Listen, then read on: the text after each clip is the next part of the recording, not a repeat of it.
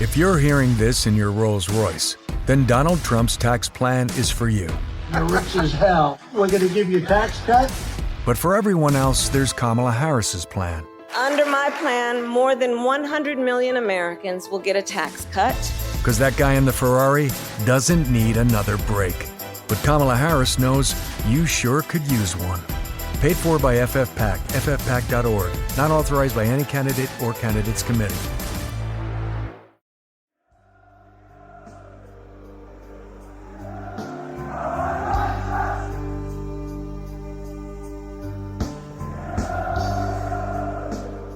Hello, dear listeners. Welcome to Achtung, Millwall. Joining me to review last night's incredibly disappointing, very flat, very dull away performance at Cardiff is the only man I can think of to step into the breach in these situations, Mr. Harry Warren. How you doing, H?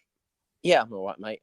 Probably better than the 200 plus mental people that decided to travel to Cardiff on a Tuesday night to watch Millwall break their arcs.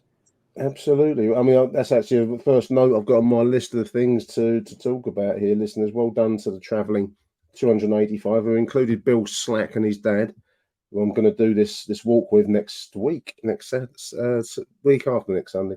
So, yeah, well done, everyone that went down there last night. Very strange performance, Harry. Unchanged 11 from Saturday, which I thought was probably the right choice. I wouldn't have disagreed with that. But in truth, as the game wore along, I don't know how you saw it, H, but I just thought we looked increasingly tired and jaded and very unimaginative by the end of the game. Strange night, all in all. It's such a contrast from Saturday. Yeah, I think maybe it was a bit of a reality check, maybe slightly in a very Millwall way. Some of the football at times was really, really good. I'd say for the first half hour was really good, some of the football, and then the goal seemingly knocked Millwall of any progress that they'd made since Neil Harris took over in February. It almost felt, you knew that it was game over at 1-0. I know there's still a lot of the game, but if you're a Millwall fan of some years, you know that was only, after that goal went in, there was only one result going to happen.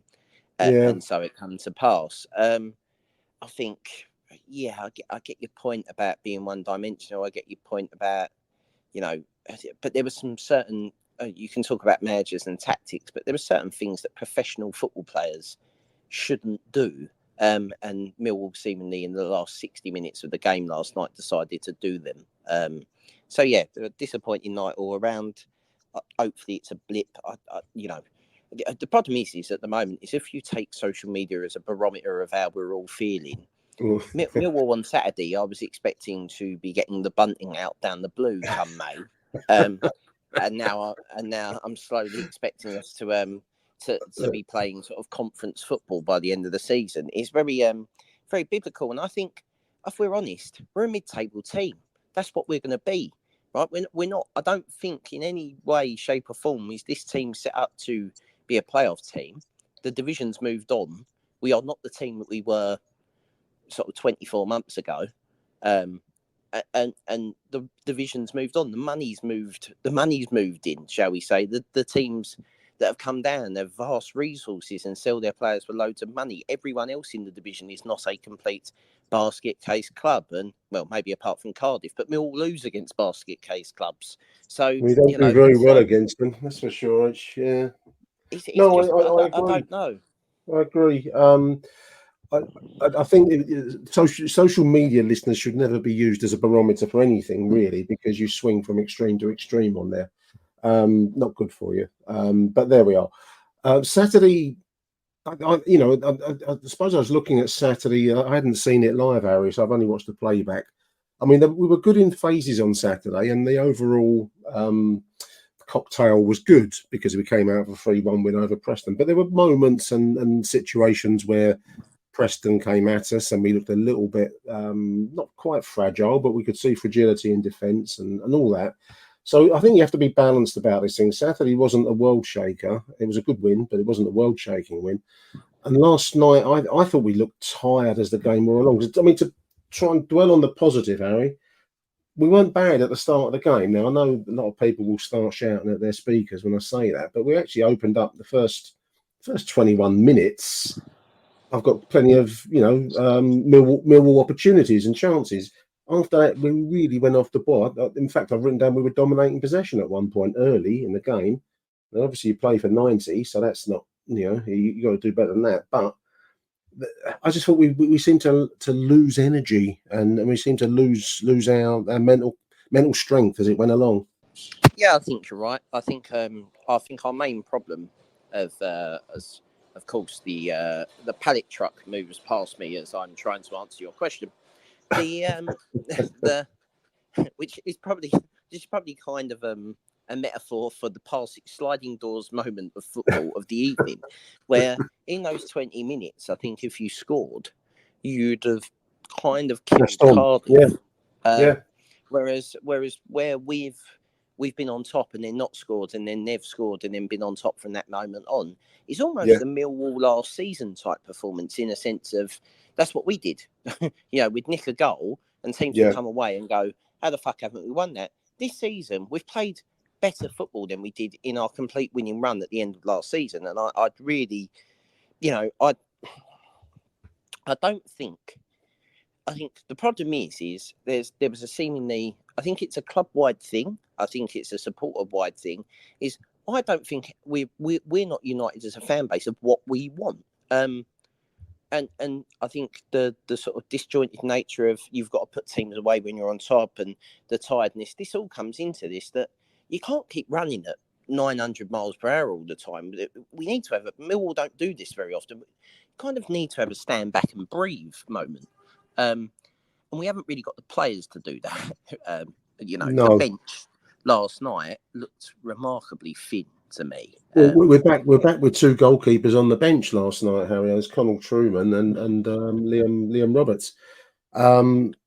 Resources. I think Mike Hayden on our group chat made the point, and it's a great point, that our squad is still depleted. The intensity we want to play is impossible with a midweek game, because we're coming straight off a Saturday and then we want another 100 miles an hour high energy performance on Tuesday in Cardiff. We got it for a bit, but then I think the batteries just ran flat for me. Really, it was actually a nice move, and we had a chance where Denor shot well wide, but it was a nice move, a nice passing move on 10 minutes, and then another one where a cross from, I think, Brian, the villain of the night, put a nice cross in, which went across Jake Cooper and Romain Esse and on 13. And then there's a decent shot by Romain on 16. So this all kind of led me to think we're really going to go well. We're going to get that goal, press ahead from there. But we just seem to go completely off the boil. And, we can't avoid the fact that on 38 minutes we gave away a Sunday morning goal because, the villain of the piece, as I just said, Joe Bryan, I don't know what he was doing. He wasn't marking his man with that near post header, was he? It was a comical goal, really, if it wasn't so serious. Yeah, I don't like him at all. For a start, I have a personal vendetta against this man. He's everything I hate about modern football. And as far as I'm aware, he should have been handed out of the club after you write an apology for getting sent off, and not apologise to fans, but apologise to the geezer that you tackled. Shows everything that he's not very Millwall. It's very Fulham. He's very Fulham, but not very Millwall. No. Yes, very very West London. Let's go for lunch, darling. Rather than sort of Riverside let's go down the pub. yeah. And any opportunity to call Joe Bryan a cunt is perfectly acceptable. You're going to be taking that opportunity. I hear you. Yes, I am. Yes, Your Honour, I am taking the opportunity to call him a cunt. For all of the good things of Joe Bryan, which I admit there are some. The lack of defensive ability is shocking at times. And when you're trying to base yourself on being defensively solid and so on and so forth, he just doesn't do it for me. I don't know what he's doing there. It's like he's watching the ball, then watching the man, then doesn't do either, and it just sort of lets him run off him. And you can't do that at this level at all, really, can you? No, you can't. You might as well have had me in his position, because at least I would have made a better job looking like I cared that I was not in the right position and I lacked the pace and I was nowhere near what was required. But at least I would care about it, I sometimes think he gives you the impression of, as you kind of alluded to there, H, that he's got this kind of laid back coffee shop kind of, Richmond jumper slung over his shoulders there. It's all a bit beneath him somehow. So that was poor, 1-0. And really from there, we had a header cleared off the line. I think it was Romain Esse late in the half, which was kind of batted off the line from a crossing from the right. But that was really, until late in the game, that was our last chance, Harry. Half-time 1-0. And I was expecting a reaction after the break. But I suppose we don't really have much on the bench to bring in. Maybe only Ivanovic, and he's not 100%. But, it was just, we just invited Cardiff on. And they weren't a brilliant side. They were the worst side in the table going into the game, and we just kind of gave them the time and space to build some confidence. It was a diabolical show for that travelling 300. I thought last night. Yeah, I agree. I mean, is it not in the second verse of the venerable Bede that Millwall must make the worst team in the division look like world beaters? he did write that. Funnily enough, you say that. I don't know. At the start of the half, there was chances for Cardiff. They were kind of ping-ponging the ball around.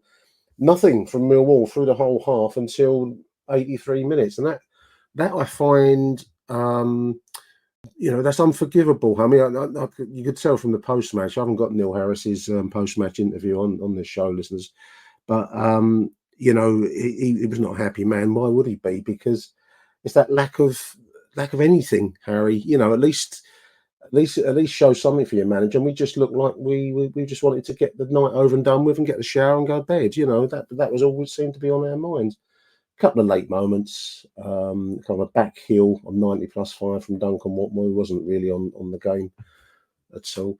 And a strange, I suppose, frustration, really, Harry. Ryan Leonard digging out Ryan Esse for a bit of poor control. I think that's more about Ryan Leonard who didn't have a great night, I didn't think, than Romain Esse, who will always be the flair to his kind of solidity. But just the whole evening left you feeling like we've gone from one extreme, the joyousness of Saturday, to the deflation of Tuesday night. It don't take long for Millwall to bring you back down to earth, mate, does it? No, it don't. And I didn't think, I don't understand the Esse bit with Leonard. I didn't actually think Esse done anything wrong in terms of the control Not that much, led to it. I thought it was a foul, if I'm being honest. I'd seen the referee give 5 others for similar, and subsequently gave one away to Ryan Leonard, who basically decided to chop someone and get a yellow card because he was frustrated, which I totally get. I'd rather that than the Joe Bryan sort of coffee shop conundrum, as I put it. But of choosing whether or not you have soy milk or fucking oat milk with your latte. But I don't know. I think the only thing I'd say about the frustration about Leonard digging Esse out, at least it shows that he gives a shit. I suppose in a weird way. I'd rather, as I said, that than them not care.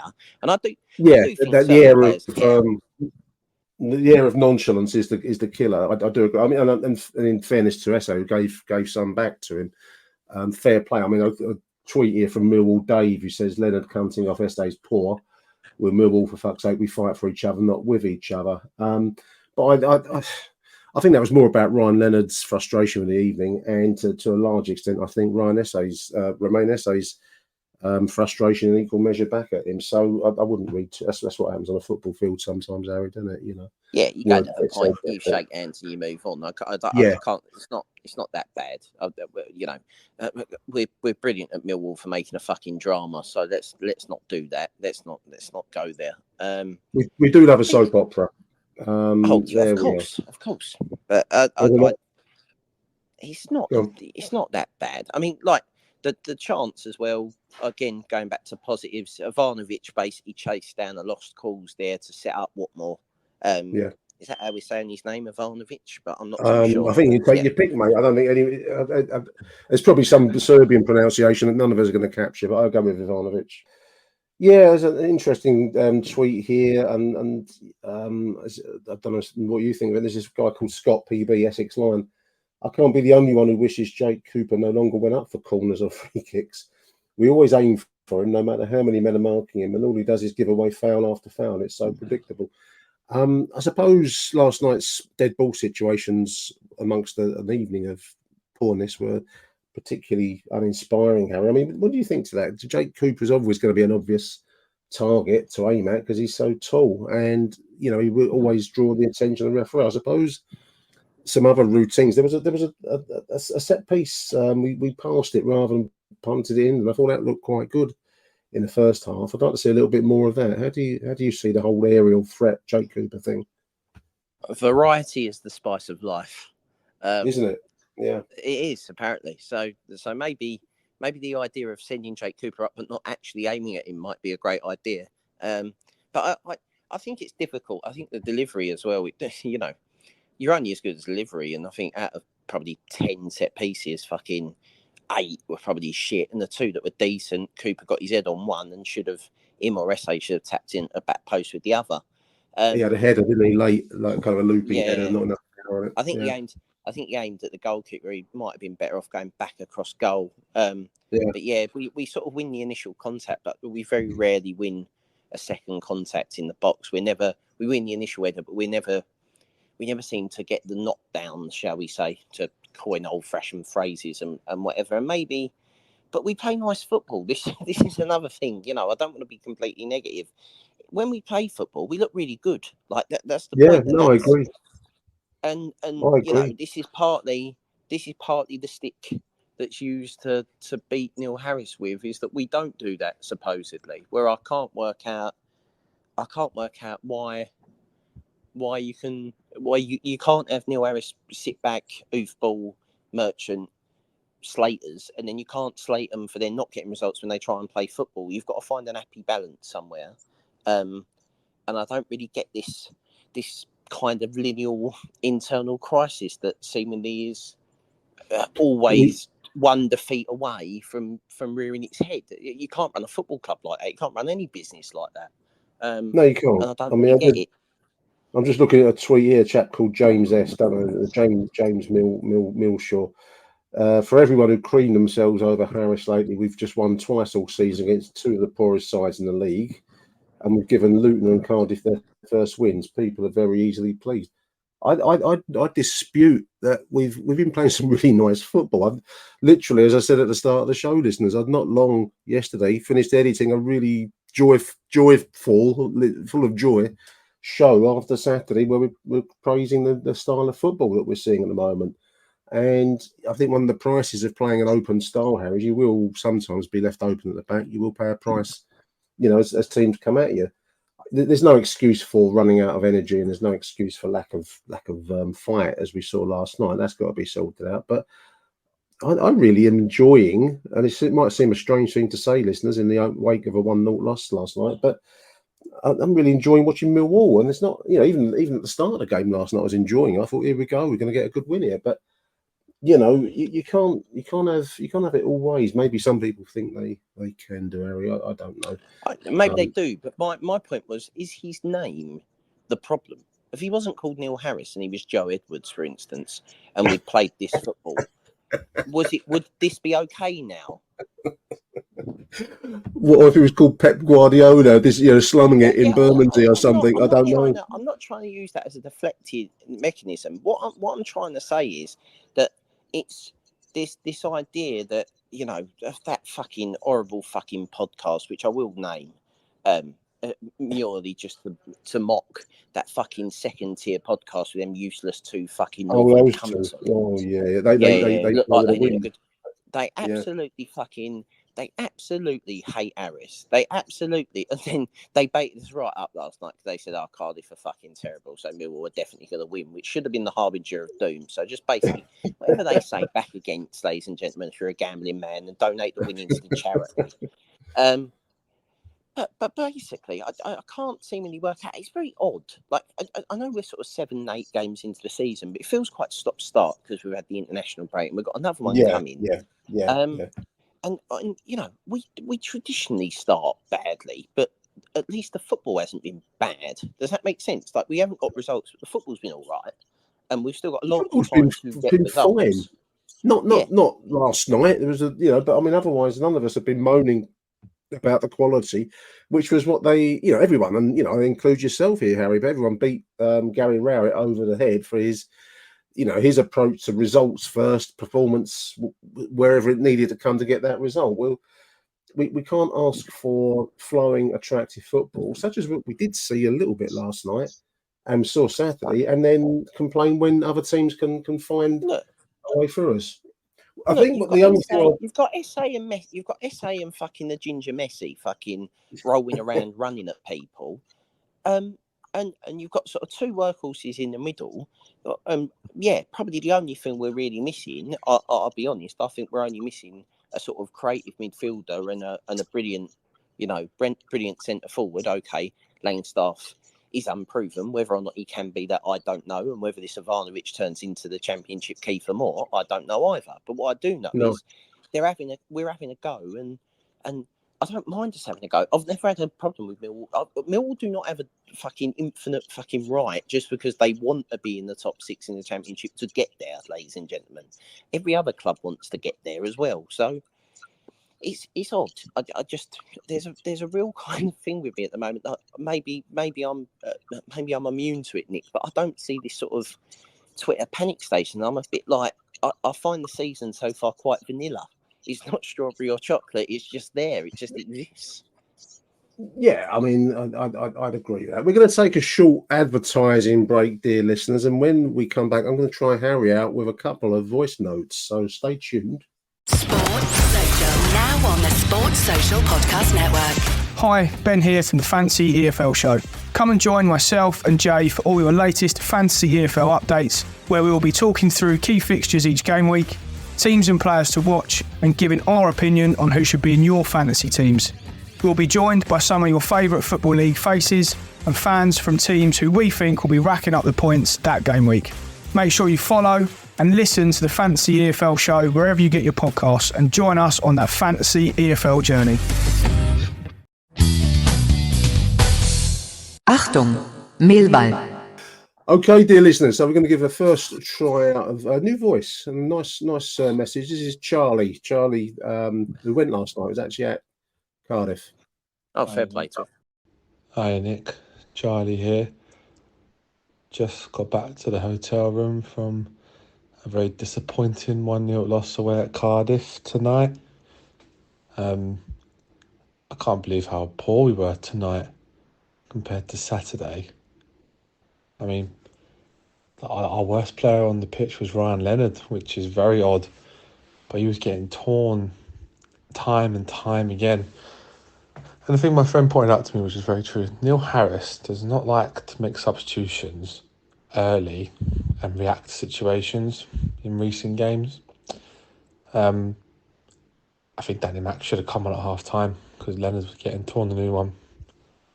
But I don't think that would have done anything because attacking wise we didn't create much. I thought Langstaff had little service. Honeyman wasn't himself. Watmore, I don't even know what Watmore did. He had a chance at the end where he flicked it and he should have just done a normal shot. I thought our best player, and that was our goalkeeper. He kept us in the game. There was a moment in the second half, a triple save from him. And I think he's coming on leaps and bounds at the moment, and I'm really happy with him. But overall, the back four, Tanganga again, normal self was good, but the other three, and Joe Bryan, oh my, honestly. There's one thing, he's gone for a header in the box in the second half, and I get he's up the pitch, but my God, he's not even tried to run back, and they've nearly scored from that side. He's not even trying to get back. I don't know, I think we should have made changes tonight, but it's one game. It was a long way to come, but, we go again on Saturday at West Brom. Come on, your Lions. Nice one, Charlie. Keep them coming, mate. Well done for going last night. I actually thought about it, Harry, but I've been away at the weekend. I thought I can't face a trip down to Cardiff midweek, so I watched it on TV. I'm glad I took that choice, to be honest. It's interesting points there from Charlie. I mean, Ryan Leonard, he had a frustrating night. I mean, we've mentioned already in digging out Romain Essay. It was just an overall flat performance, and I don't know that you can really say much. Saturday's going to be important. How do we come back from that at West Brom. It's going to be a bigger stadium. It's going to be a more Arsenal look pretty, empty at the Cardiff Stadium. Be a bit different Saturday. So it's how we bounce back from it. Big games we tend to rise to, invariably. Yeah, I mean, I wouldn't be confident of rising to it if Jed Wallace is up against Joe Bryan. If I'm being honest, that's true. Danny, mate, would you have brought him on last night? Brought him in for Ryan? No, I don't agree with that at all. But football's a game of opinions. I can't see. I believe that Neil Harris would have trusted Brian Leonard to have a better second half, whether or not that was right, wrong, or otherwise. I don't think Leonard was the villain of the piece. I think Joe Bryan was the villain of the piece. The triple save that you mentioned, I think in real time, that obviously the Millwall fans are down the other end. I think it was a double save and partly a Savile block. But I get the point, and he's completely right that actual chance come from Joe Bryan deciding to make a very ill-advised late dart into the box to win a header when the bloke don't win headers in our own box. So what the fuck's he trying to get into the box to win an header for? And leaving Jake Cooper Jake Cooper's like a battleship marauding in the shallows, isn't he? When he's sort of anything sort of further than sort of 30 yards out from his goal, sort of wide left. Jake Cooper is very, very immobile, like an old steam battleship. He's like the turbits. He's like the turbits in that Norwegian fjord. It's huge, but it can't move very fast. That's exactly it. So that's where we end up. Look, it's easy to be really negative when we've had a shit performance, but yeah, I mean, I think Watmore with that finish almost catches it too well. He sort of guides it to where the keeper is, rather than if he gets less on it, it's one of the ones where it takes a nick and can go anywhere kind of thing. But yeah, the keeper, I've changed my mind on the keeper slightly. At the beginning, I thought he was awful, and now I've upgraded him to average. So that's where I sit on the moment. That's high Warren praise, dear listeners. High Warren praise. I thought he's been doing okay. I mean, I think he's been doing that. That's what I mean. I think he's been doing okay. Last night was he done everything that he needed to do quite well. But when after that first game, his starting point was, if everyone else started at average after that first game, his starting point was he's fucking abysmal, and he slowly worked his way up to average. By the end of the season, he might be good. But I'm quite harsh on keepers because in my life we've always done really well at getting the next Millwall goalkeeper through the line. Like obviously starting with Keller, Warner, even Graham Stack. Yeah. Like, do you know what I mean? We've always had a decent keeper. So Bar obviously. Like there's been, there have been a few dodgy ones in between. Day, fucking Pidgley. We can name all of them, but I think Millwall tend to. We always built on defensive solidity, and the keeper plays a big goalkeeper role. Right, yeah. I think he's a work in progress, Lucas Jensen. So no, I'm not quite as hard on him as maybe you are, Harry. But I agree, he's got a way to go. Stepped in what turned out to be some quite big shoes in the end with Matthias Sarkic. But there we are. That's how he comes to be with us. Let's have a listen there to Joe from Chicago, Harry. Hello, Joe from Chicago. Frustrating result, yeah. I think it was Max, but it might have been Carl on the broadcast. At the end, what the hell is Duncan Watmore doing going for a back heel when the right foot was available from, a yard away? It's just like, who the fuck does he think he is that he's going for a back heel? No, hit it with power. Like, do what you do. Now that he's scored all these goals, I guess he's feeling different. I don't know. That was insane to me that he even, Floyd Mayweather confidence right there. Like, that was bananas. But, yeah, Joe Bryan's just, at the center. He does so many things well, but he always screws something up in the worst possible way at the worst possible time. He's like the friend who always gets y'all in trouble, but just never seems to have to deal with the repercussions. Like, he's going to get paid. Doesn't matter. His social media is great. He's going to continue getting posts on Millwall social channels because if he reposts them, that's better than most players' social reach. Like, that's why they do it. Yeah. Oh, what a shit way to lose. Of course we lost to that team. Of course we lose to the team that's only scored twice entering the game and had won a game. Now we got to win or at least play well at West Brom, and I'm skeptical. Come on, you Lions. Hope you're well. There we go. Big thank you to Chicago Joe there. There's a lot of content in that minute and a half there, Rich. There was quite a lot of content in that minute and a half. That sounded like a stream of confidence worthy of the Warren. The Ginger Messi back heel. I mean, I must admit, if that had come off, it would have been, goal of the century, I suppose, in that circumstance. But I suppose the percentage might have been to put your foot through it rather than try and, imitate Cristiano or something. But there we are. Joe Bryan, we've touched on already. A very, very frustrating player, Joe Bryan.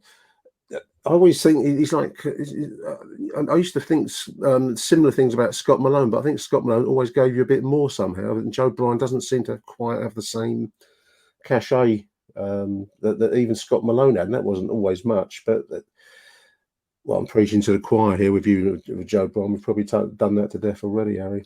I think the term arsehole is a bit of lacking.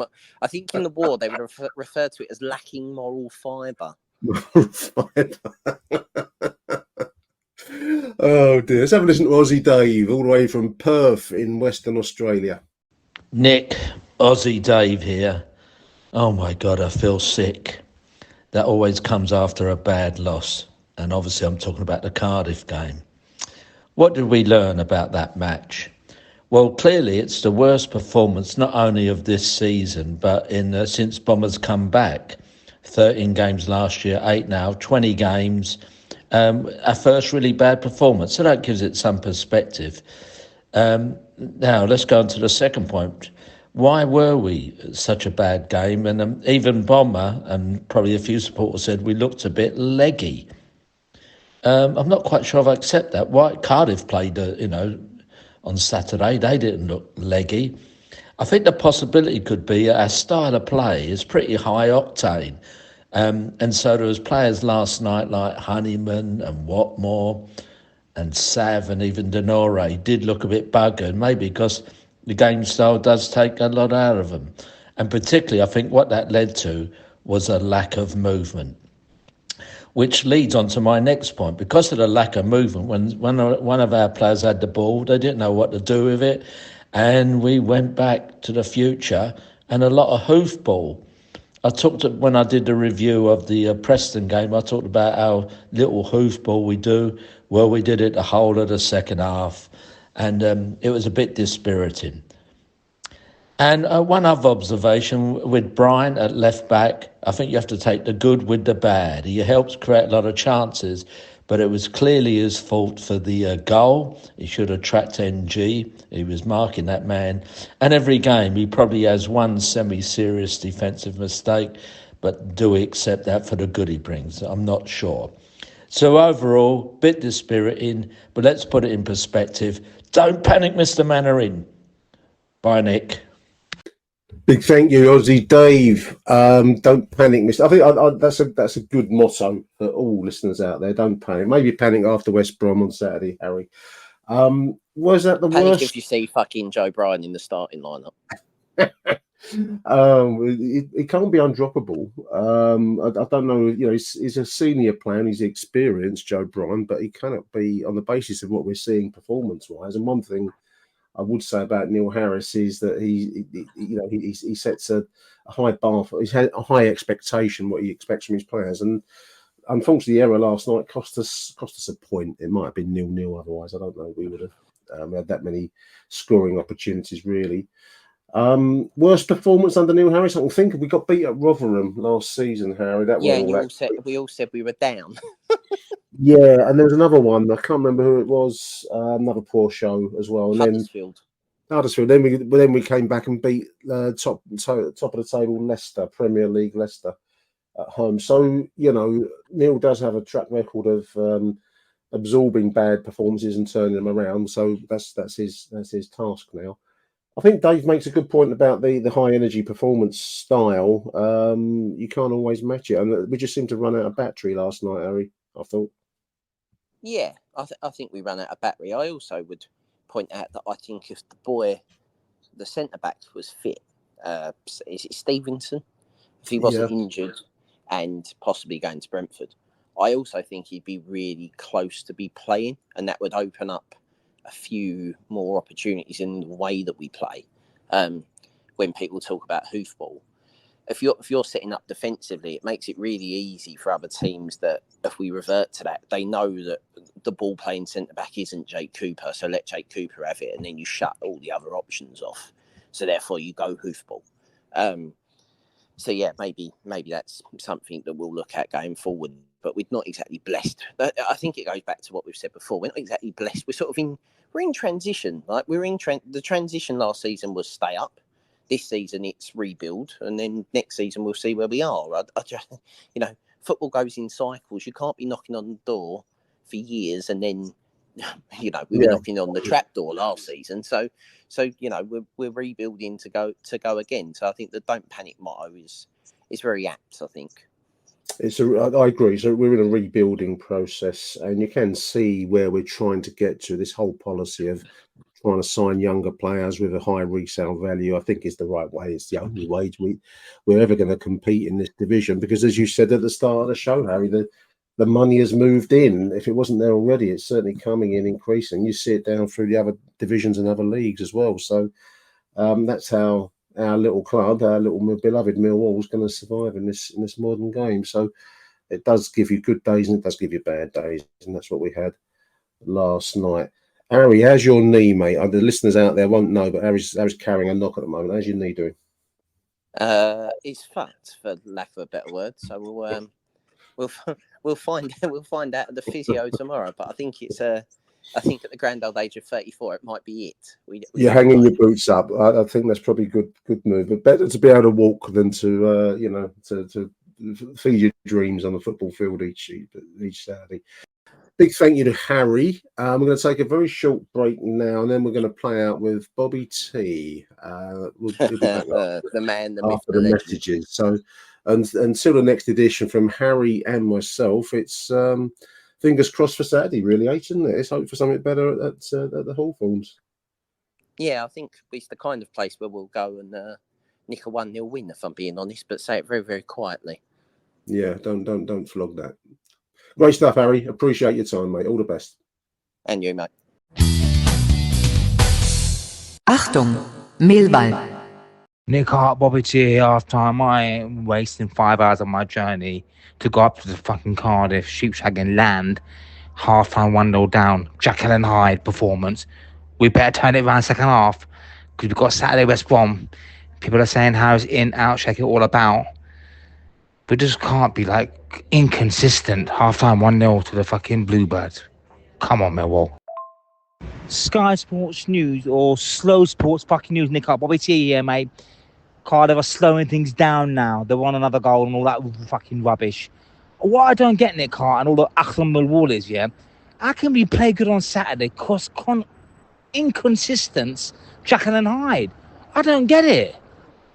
I'm just praying for a draw here, mate, Nick Hart. Take care, Bobby T. I'm really upset because I think now all the Harris haters will come back out again. We can't be 1 minute winning at home and then losing to the bottom side. Typical fucking Millwall. Bye for now. Nick Hart, Bobby T here. Fucking bollocks. Oh, do you know what? I don't care. The fuck? From Jekyll and Hyde performance, every single fan on that coach should be refunded, right? Full fucking stop. 1-0 to Cardiff. I went last season, we lost in 12 minutes to go. Bottom side, Millwall, not good enough. The Harris blame, players blame. We got a good side. We go to the bottom side. Typical Millwall. I'm fuming. I'm out. Bye for now. Thank you, Nick. Totally embarrassing, shocking. Every fan should be refunded. Bye for now. Good night. Hello, Nick. It's Rob Woodford from Block 4. Mate, but last night it was a case of hiding behind the sofa for long spells. Well, look, some of us have been here many times before, and yesterday was a little bit like after the Lord Mayor's show, wasn't it? I'm not sure what halfway Harry would have thought of that, mate. Look, we've got a team that's strength lies in high tempo, high energy game, and it just isn't going to be possible to keep that up game after game. Without that energy buzz, we don't press, we don't close down the space, and we struggle to win the second ball. And it's very difficult to have a plan B or a plan C when your team is built more on perspiration than technique, innit?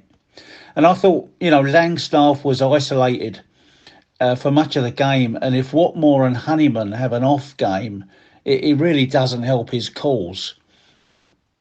The substitutions didn't work either, especially Ivanovic, who looked more like a headless chicken than a footballer. And he's only 19 and needs time to adjust to the English EFL. But I do like the way he puts himself about, albeit a bit too eager to impress at the moment. People are calling him a big sir, but I can see some hype, but I wouldn't call him big. Perhaps he's still growing. When it's not happening in the forward line, it just puts added pressure on the midfield. And I just read on another site that Saville needs the international break to rest up. Don't some of these planks of wood have any knowledge that he will be in the Northern Ireland squad, FFS? Esse, again, was our bright spark and showed passion for me and how much he cared when he was yelling at Leonard at the end of the game that he needs the ball to his feet. He can hurt opponents like that with tricks to beat a couple of players and draw a foul. He's still only 19, but what an amazing prospect we have. I thought we were crying out for more energy on the right, actually. Danny Mack could have got us higher up the pitch, in my opinion. More energy in midfield. Massey needs a few minutes at this level. And so, look, 4 defeats and all by the odd goal. Other teams have fared worse. The gaffer has stumbled on a first 11 and a formation that worked for a couple of games. But it ain't going to work every game, I'm afraid. Saturday is a free hit according to the league table. But let's keep the faith. Oh, and just a couple of other observations. I don't know what feed you were watching, but the commentator, what I was watching, he sounded like he was in reverse gear. He sounded breathless and worn out. Perhaps that was just the state of the game. What about their manager? He needs to put a razor around his boat. He was a scruffy-looking bastard, in my opinion. If it was the 5th of November, he could have got burnt. Well, that's just my opinion anyway, Nick. Great shows as ever this season. A very well-balanced podcast. You're a smooth operator, mate. Keep it going. Huge thank you to the apoplectic Bobby T. Always good to hear from you, Bob, and well done for going last night, mate, coaching it down there. Wow. I did toy with the idea of going away midweek, but I couldn't face the journey in the end, dear listeners. So well done to you, Bob, everyone else that went down to Cardiff. Big thank you also to Rob Woodford, who's late addition to the running order for today's show. If you want to contribute to the show, dear listeners, do message me on Twitter. You can direct message me. You can send voice notes via Twitter if that's the way you want to do it. Or else, if we exchange mobile numbers, then you can send your contributions by WhatsApp. I really enjoy doing these little shows, and it's great to get a wide range of voices, wide range of opinions. As Harry said earlier on in this show, that's what football's all about. So, if you want to get involved, do be great to hear from you, and it's dead easy to get in touch. So message me on Twitter or email me, achtungmillwall@gmail.com. Email me and we can exchange mobile numbers for WhatsApp and so on. Rob, the Sky, I watched Sky last night. There was a rumour doing the rounds on the net that Sky weren't able to cover the game, and I must admit, it had me on the run for a moment or two until I'd kind of reread the story, and I thought, this is fake news. This is the misinformation that we get so much of nowadays, and it was indeed on there. But the commentary team they had, I don't know who they were. I think one was an ex-Cardiff player, but they would have done well as at funerals as professional mourners standing at the back for a funeral. They had that kind of lugubrious vaguely Cardiff favouring, but unexcitable kind of demeanour. It made for a hard evening's viewing, dear listeners. But there we are. So a big thank you to everyone for contributing to today's show. Big thank you to Harry for taking time out of his morning to speak to me. On to West Brom on Saturday. I'm hoping to get up there to West Brom. So if you do want to contribute to the show and you want to say anything to me, I'm always willing to, to get in the moment comments from people. Come say hello, or else give me a shout after full time on Saturday with your thoughts on the result and where it leaves Millwall at the moment. Personally, as we've said already a few times, I do believe that we are very much a work in progress, and we're going to have to take the rough with the smooth. Last night was very much the rough, dear listeners. There we are. Big thank you to you also for listening to the show. As we always say, all of our profits contribute towards the Lions Food Hub, and so every listener we get helps that great, terrific cause. So big thank you to you two for listening to the show. Until the next edition of Achtung Millwall, it's me, Nick Hart, signing out. Arrivederci Millwall. Bye for now.